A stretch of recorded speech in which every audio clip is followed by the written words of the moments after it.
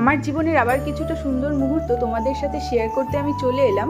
আর যেহেতু আমি নতুন বিয়ে করেছি তাই জন্য আমরা দুজন চলে আসছিলাম আমাদের লাটাগুড়ির একটি বিখ্যাত মন্দির, সেটা হচ্ছে মহাকাল ধাম। সেখানে চলে আসছিলাম, যেটা কিনা জঙ্গলের মাঝখানে অবস্থিত।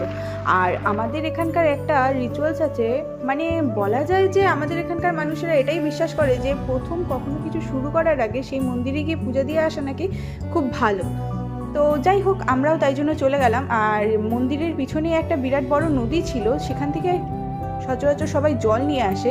যেহেতু বাড়ি থেকে জল নিয়ে আসাটা পসিবল না, তাই জন্য কিন্তু দেখো নদী শুকিয়ে পুরো কাঠ হয়ে গেছে। কারণ এটাতে শুধু বর্ষাকালেই জল থাকে, যেহেতু এটা জঙ্গলের মাঝখানে, সেরকম নদী নয়।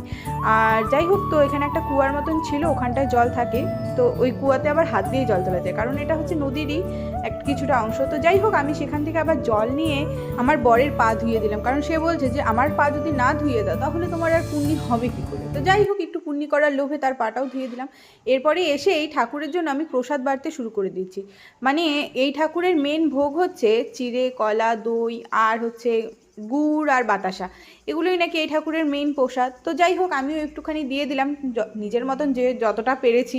আর গুড়টা এতটা শক্ত ছিল যে ভাঙছিলই না, তাই জন্য উপর দিয়ে একটু দুধও দিয়ে দিলাম। যাই হোক, তারপরে একটু দুধ জল সব ঠাকুরের মাথায় একটু একটু করে ঢেলে দিলাম। তো তারপরে ধূপকাঠি মোমবাতি দেখানোর পালা।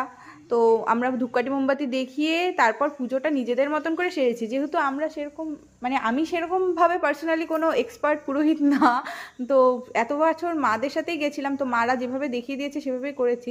তো নিজেদের মতন করে একটু ঠাকুরের কাছে একটু প্রার্থনা করে নিলাম। তো যাই হোক, এরপর 3বার ধূপকাঠি নিয়ে ঠাকুরকে একটু প্রদক্ষিণ করে নিলাম।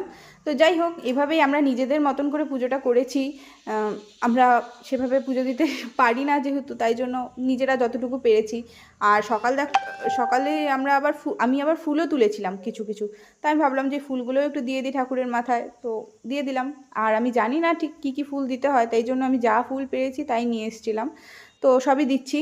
যাই হোক, এরপর ঠাকুরের কাছে একটু প্রার্থনা করে নিলাম যেন আমাদের নতুন জীবন একটু ভালো মতন কাটুক, এটারই। তো তারপর আমি যখন প্রসাদটা মাখতে বসছি, ও মা গো, গুড়টা আর ভাঙছিলই না, কিন্তু প্রসাদটা খেতে যা দারুণ হয়েছিল না, আমি খেয়ে যাচ্ছিলাম।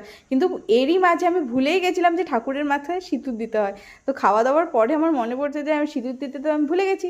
তারপর যাই হোক, আমি তারপরেই আবার একটু সিঁদুরটা পরে নিলাম, ঠাকুরের কাছে একটু মাপ চেয়ে নিলাম, কারণ সেভাবে তো জানি না কী করে কী করতে হয়। তো যাই হোক, আমাকে আবার অনেকে চ্যালেঞ্জ করেছিল যে আমার বরকে নাকি ভিডিওতে নিতে হবে, কিন্তু সে তো মহারাজ আসবে না।